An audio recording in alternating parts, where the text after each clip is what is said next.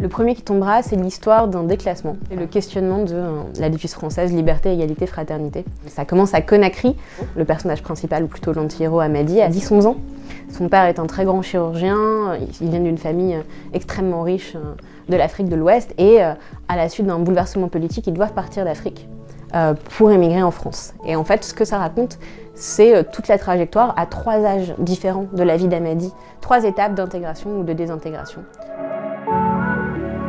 La première volonté pour moi, c'était d'écrire quelque chose qui me tenait à cœur et que je pense important. C'est l'histoire d'une rencontre, c'est inspiré un petit peu de quelqu'un que j'ai rencontré dans ma vie et d'une volonté de parler d'histoires desquelles on parle peut-être moins.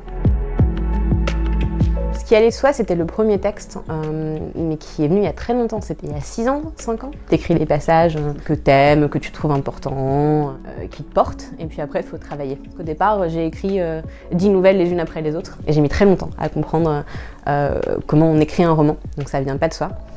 On a fait 11 versions, ce qui est pas simple, et il y a une part d'intimité. Retravailler et retravailler, c'est douloureux.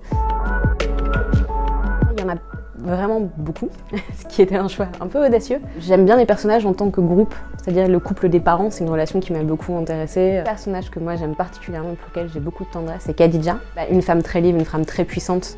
Et enfin, les sœurs, et la place des sœurs par rapport aux frères, et la place des femmes qui continuent à porter la famille, et qui en fait sont sous une pression peut-être plus faible de la violence, etc., mais qui en même temps réussissent à porter avec de la résilience, avec un grand sens du réel et pas un sens du fantasme, de ce qu'elles aimeraient être, de ce qu'elles aimeraient qu'on leur donne, mais vraiment à chaque fois avec un travail, avec une détermination, avec des qualités que je trouve qu'on retrouve beaucoup chez les femmes dans la vraie vie et chez les personnages féminins.